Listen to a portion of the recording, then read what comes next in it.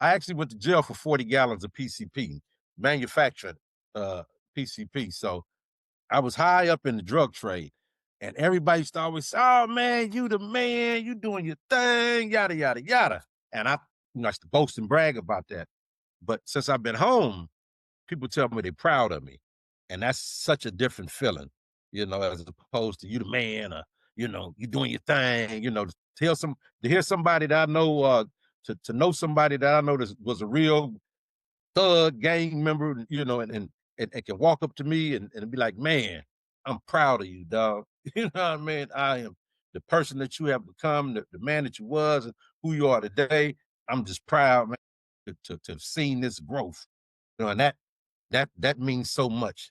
Y That means, all that's like, as they would say, that's worth the price of tea in China. When you're do when you're doing your sets and all that, would you be able to do it if you were still living through the experiences as a stand-up? If you weren't on the other side, would you be able to do it? Because I've heard with a lot of stand-ups, and occasionally there's certain things like Josephine Lacey, for instance.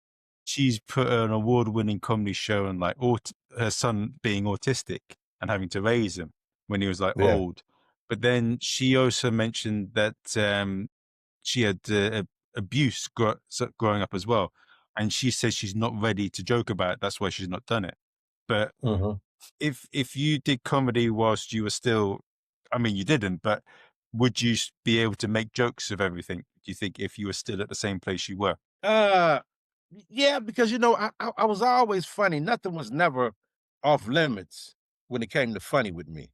You No. know what I mean? That's how I used to actually get into a lot of fights Ah, because I talk about somebody's mama like, I talk about my own mama. So no, somebody else's mama didn't stand a chance. You know what I mean? So, yeah, I tell people all the time, my mama had 3 boys and 4 baby daddies. You do the math. It'll get to you in a minute. It counts.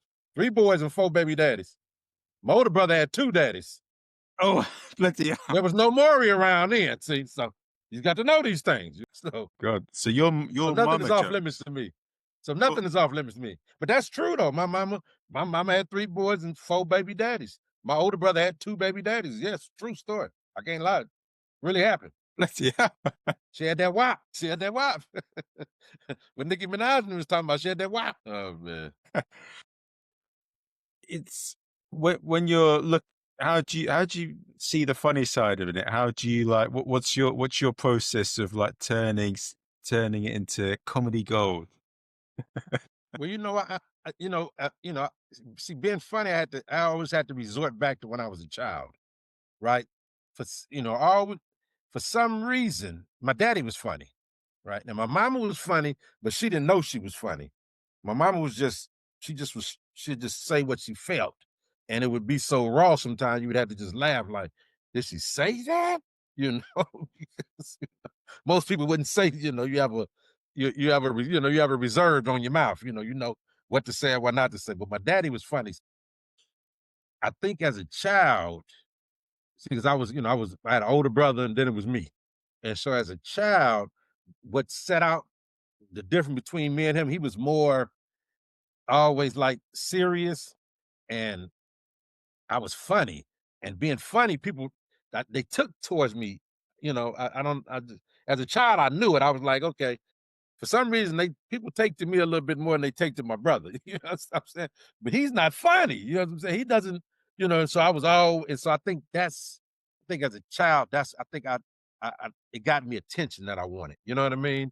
And so I think and it just continued to just, generate throughout my years. It just I wanted to be funny. So when I see things and hear things, for some reason in my mind, I process it funny. You know what I mean?